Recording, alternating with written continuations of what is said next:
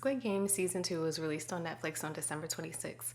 I was so excited for this new season. This is the most watched show in Netflix history. And the reason why I was so excited to watch this, it was mainly because of all the promo and the trailers. The marketing was A1 on this. You saw the Squid Game character posted up at football games, basketball games, movie premieres. So cool. So they really were very intentional about the marketing.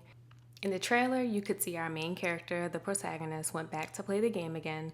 So it makes you wonder, he won. He seems to have everything he needs. Why is he going back? It's the perfect setup for the season because you're dying to know what happened.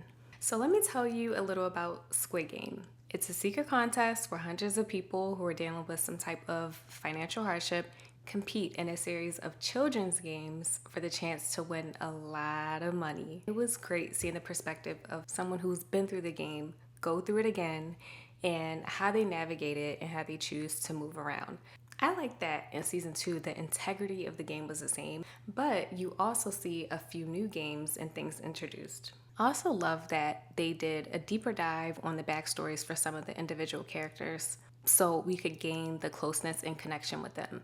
I like that this was filmed in South Korea, so you get that authentic feel to it. The cinematography was beautiful. The colors are vibrant, very appealing to the eye, so that was really nice. Speaking of deep dive, the episodes don't really start to pick up until episode 3.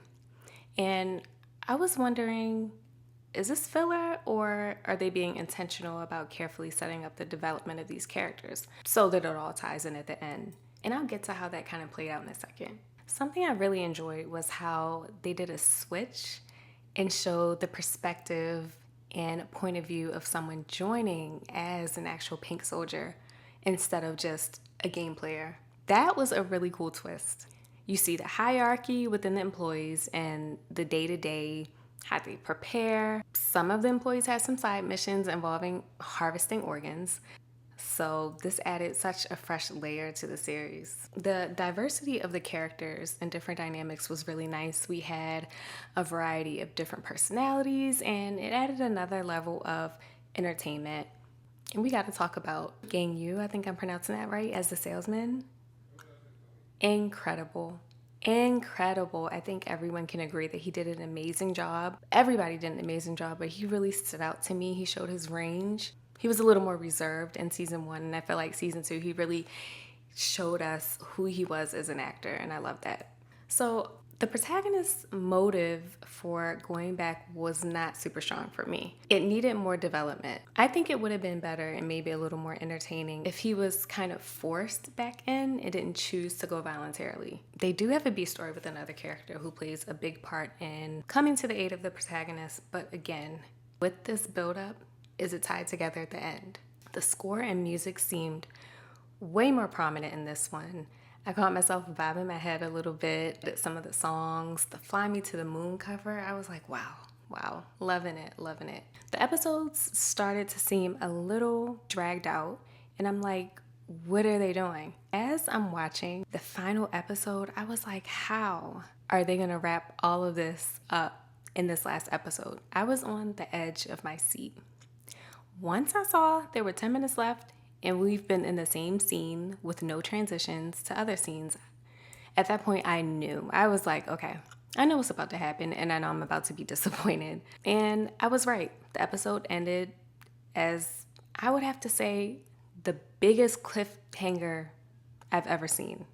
Like, there were so many loose ends from so many different angles and none of them were addressed. There was no conclusion. They ended the series in the middle of a climax, and I was so frustrated and disappointed that they chose to end it this way. Let me jump back to my point earlier about the character development. So many characters were being developed in the early episodes, including their backstories. So many stories were being introduced. By episode 5, all of that just disappears. These characters that they spent 3 episodes developing were nowhere to be found in the final few episodes. Even the plot with his daughter, which at one point was a very prominent story, we know that, is completely lost in season 2 and wasn't addressed.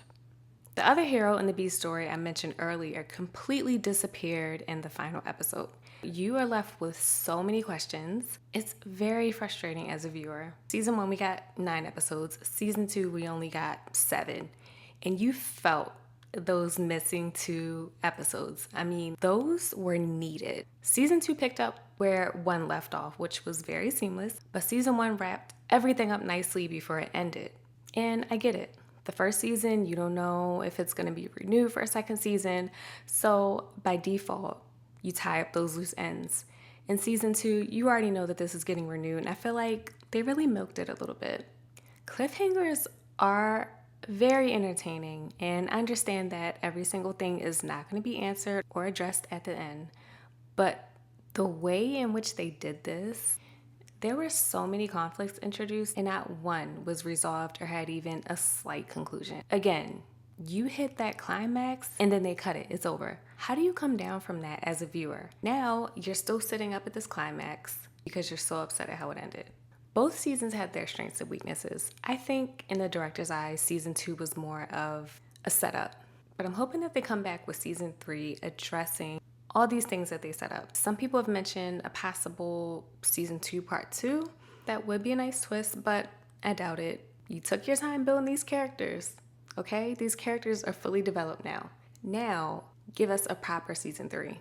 On a lighter note, the good news is Squid Game season 3 is reportedly set to come out in 2025. Yes, next year, because supposedly season 2 and 3 were in production at the same time. So that's great news. And I did point out a few things that I didn't like, but overall, I think that it was action-packed. It was very fun to watch, and I'm really, really looking forward to how they're going to unveil season 3. Let me know what you thought of this 7-episode series, what you liked, what you didn't like. I want to hear it all. Speaking of likes, don't forget to like this video and subscribe if you haven't already, so you can be notified as soon as I post. Thanks for watching another episode of Screen Diaries. My name is Kamara. Until next time, bye. That's so cute.